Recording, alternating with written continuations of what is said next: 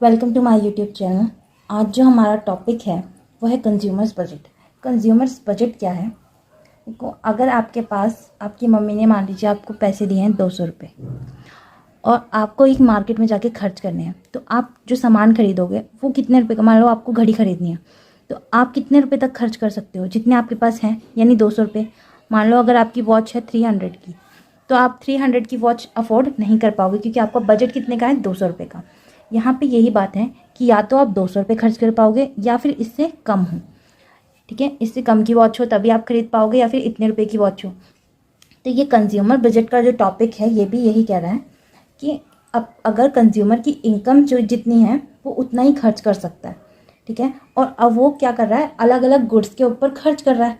तो यहाँ पे हमारे पास एक सिचुएशन अराइज हुई है। यहाँ हमने अज्यूम किया है एक सिचुएशन को।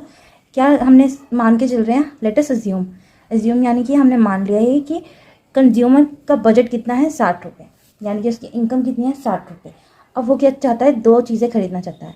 क्या खरीदना चाहता है अपनी इनकम से? एक तो एप्पल और एक ऑरेंजेस। अब एप्पल जो है वो मान लीजिए 2 रुपीज़ के हैं, 2 रुपये पर यूनिट। केजेस में लगा लीजिए या एक पीस में लगा लीजिए तो वो 2 रुपये पर यूनिट है। और ऑरेंज कितने के हैं? ऑरेंज है 1 पर यूनिट। ठीक है, अब इसके अकॉर्डिंग हम क्या फाइंड करेंगे? वो सेट्स फाइंड करेंगे जो एप्पल और ऑरेंजेस की क्वांटिटी के जितना कंज्यूमर खरीद सकता है अपनी इनकम के अंदर यानी ये 60 रुपये खर्च करके कितनी क्वांटिटी एप्पल की खरीदे, कितनी क्वांटिटी ऑरेंज की खरीदे। यहाँ पे ये जो सेट हैं, this set shows consumption possibility, यानी कि पॉसिबल जो होगा 60 रुपये में जितना खरीद सकेगा, कैसे कैसे क्वांटिटी मैनेज कर सकेगा, वो सेट्स यहाँ पे हमने इस टेबल में शो करें। और यहाँ पे हमारे पास क्या चीज़ें हैं गिवन? एक तो उसकी इनकम गिवन है 60 रुपये और ऊपर से उसकी क्या गिवन है? Price of good 1 and good 2। Good 1 हमने ले लिया है एप्पल और गुड 2 हमने ले लिया है ऑरेंज। यहाँ देखो ये टेबल जो है इसमें सबसे पहले हमारे पास हमने ले लिया एप्पल की यूनिट्स और यहाँ ले लिया हमने ऑरेंजेस की यूनिट्स। एप्पल की जैसे जैसे आपने यूनिट बढ़ाई है वैसे वैसे ऑरेंज की यूनिट क्या हो रही है? कम हो रही है। तो यानी कि यहाँ का पैसा जो हमने हटा के यहाँ पे खर्च करना शुरू कर दिया है। अगर 60 रुपये हमारा बजट है तो हम ज़ीरो अगर एप्पल खरीदें, यानी हम एप्पल खरीदे ही नहीं, तो यहाँ पे 60 रुपये कब पूरे होंगे? जब हम ऑरेंज की कितनी क्वांटिटी खरीदेंगे? 60 यूनिट्स। तो यहाँ पे 60 यूनिट्स आ गया। अब यहाँ पे हमने एप्पल की यूनिट बढ़ा दी, 0 से कर दी 10। ठीक है, 10 यूनिट्स हम खरीद रहे हैं किसकी? एप्पल की। एप्पल का प्राइस कितना है? यहाँ पे एप्पल का प्राइस लिख लेते हैं हम, तो 2 रुपये। और ऑरेंजेस का प्राइस कितना है यहाँ पे? ₹1। तो एप्पल का प्राइस है 2 रुपीज़ और ऑरेंजेस का प्राइस है 1 रुपीज़। यहाँ पे जैसे ही हमने 10 रुपये किया तो 2 इंटू 10 20 रुपीज़, तो यही हो गए। और 1 इंटू 40 तो 40 रुपीज़ ये हो गए, 60 रुपये हो गए पूरे यहाँ पे हमारे। अब नेक्स्ट कॉम्बिनेशन आप देखो, 20 यूनिट्स। अब 20 यूनिट्स हैं तो पैसे कितने जाएंगे? 2 मल्टीप्लाई बाई 20 40 रुपीज़ जाएंगे। और यहाँ कितने जाएंगे? 20 रुपीज़। तो 40 रुपीज़ और 20 रुपीज़ अगेन कॉम्बिनेशन कितने का बन गया? 60 का। तो यहाँ पे हर लेवल पे खर्चा कितने का हो रहा है? 60 का। तो यानी वो खर्च कितना पड़ रहा है हर एक लेवल पे? 60 रुपये। ये वो सेट्स हैं जो एक कंज्यूमर अपनी गिवन इनकम में अफोर्ड कर सकता है। ठीक है, अब हमारे पास यहाँ पे मैंने नोट दिया है, देखो इतना पूरा रिमेंबर, एक चीज़ याद रखना कि यहाँ पे इस पूरा ये लर्न कर पाना पॉसिबल नहीं है। तो यहाँ पे हमारे को बहुत छोटी सी शॉर्ट फॉर्म में पता होना चाहिए कि हमने क्या करना है। एक टेबल ड्रॉ करना है जिसमें क्या करना है? एजम्पशन लेनी है। तो ये जो टेबल है इसमें एजम्पशन क्या है कि कंज्यूमर की बजट कितनी है, कंज्यूमर की इनकम कितनी है? 60 रुपये और प्राइस ऑफ एप्पल कितना है? 2 रुपये और प्राइस ऑफ ऑरेंज कितना है? 1 रुपीज़। उसके बाद हमारे को ये टेबल बनाना ईजी हो जाएगा। यहाँ पे हमने यूनिट्स जैसे जैसे बढ़ाई हैं वैसे वैसे यहाँ पे कम करते गए। अच्छा, मान लीजिए अब मैं एप्पल खरीद ही नहीं रही हूँ, तो ऑरेंज जो है मैं 60 रुपये के पूरे ऑरेंज खरीद लूँगी। तो यहाँ पे मैंने 60 रुपये के पूरे ऑरेंज खरीद लिए। अब मान लो मैं ऑरेंजेस खरीद ही नहीं रही हूँ, तो मैं एप्पल की यूनिट्स खरीदूंगी। तो एप्पल की 30 यूनिट्स खरीदी हैं।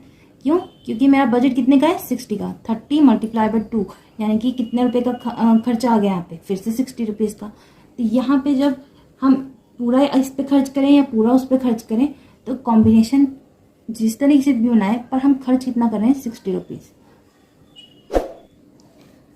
अब हमारे पास क्या है? Budget set.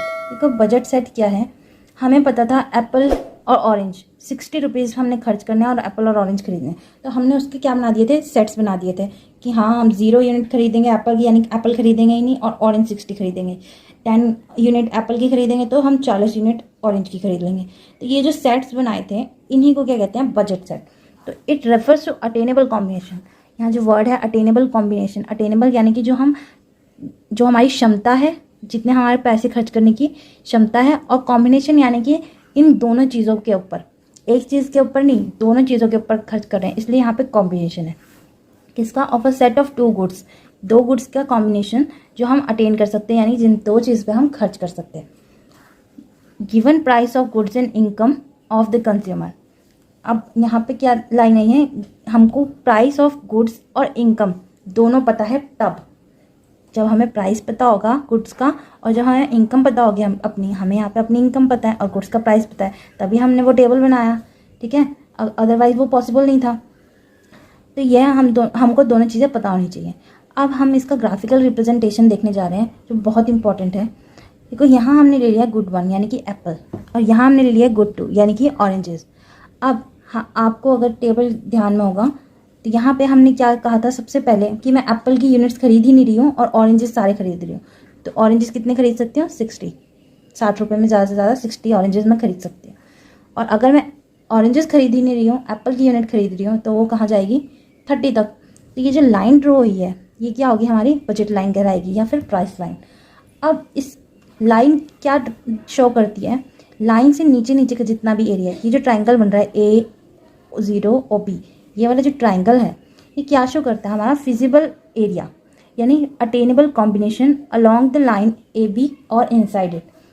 देखो इतना लंबा तो याद नहीं रहेगा, बट ये बताना चाहिए कि ये अंदर का जो एरिया है ये फिजिबल एरिया है, और इसके बाहर का जो एरिया है वो नॉन फिजिबल यानी नॉन अटेनेबल।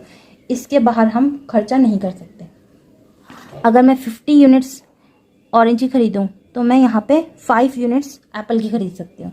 सिंपल सी बात है, ठीक है। ऐसे ही अगर मैं 40 यूनिट्स इसकी खरीदना चाहती हूँ ऑरेंजेस की, तो मैं मैक्सिमम कितनी खरीद सकती हूँ एप्पल ऑरेंज, अगर मैं ऑरेंज की 40 यूनिट्स खरीद रही हूँ तो एप्पल की मैं 10 यूनिट्स खरीद सकती हूँ। तो इसके अंदर अंदर की यूनिट्स ही हम परचेज कर पाएंगे, ठीक है। तो ये था हमारा बजट सेट, और उसका ग्राफिकल रिप्रेजेंटेशन हमने कर दिया तो हमें पता चल गया बजट लाइन क्या है। अब हमारे पास है बजट लाइन। इसकी डेफिनेशन बहुत इंपॉर्टेंट है कि एग्जाम पॉइंट ऑफ व्यू से, तो ये देख लेते हैं, और हमें याद क्या रखना है इसके अंदर मेन चीज़ें वो समझ लेंगे। तो सबसे पहले तो डेफिनेशन पूरी समझ लेते हैं। तो यहाँ इट इज़ अ लाइन, एक लाइन है जो शो क्या करती है, डिफरेंट पॉसिबल कॉम्बिनेशन। अभी डिफरेंट पॉसिबल कॉम्बिनेशन किस चीज़ के हैं, ऑफ गुड 1 एंड गुड 2, यानी गुड जो 1 है और जो गुड 2 है, यानी एप्पल और ऑरेंज जो हमने लिया था उसका कॉम्बिनेशन शो करती है। जो क्या कर सकता है, कंज्यूमर खरीद सकता है, which a consumer can buy given his budget and the price of good 1 and good 2। जब हमको कंज्यूमर की इनकम पता है, कंज्यूमर और मार्केट प्राइस पता है गुड्स का, तो वो लाइन क्या करती है, शो करती है हमें डिफरेंट पॉसिबल कॉम्बिनेशन। इतनी सिंपल है इसकी डेफिनेशन। अब इसमें सेकंड चीज़ हमारे पास देखो क्या है, anywhere on the budget line a consumer is spending his entire income either on good 1 और गुड 2 और ऑन बोथ। या तो इस बजट लाइन में जो है, या तो कंज्यूमर अपनी पूरी इनकम एप्पल पे खर्च कर दे, या पूरे ऑरेंजेस पे खर्च कर दे, या फिर वो दोनों पे खर्च करे। तो ये लाइन ऐसी है जो शो करती है कि वो कहीं भी खर्च कर सकता है, बट लेकिन अपनी गिवन इनकम के अंदर अंदर। अब इतनी लंबी डेफिनेशन या इतना लंबा मीनिंग सब याद रखना पॉसिबल नहीं है, तो यहाँ पे simply it is line showing different possible combination of 2 goods which a consumer can bye. This is it. इससे ज़्यादा लंबी डेफिनेशन याद भी नहीं रहेगी। आई होप आपको ये टॉपिक अच्छे से समझ आया हो। Thank you.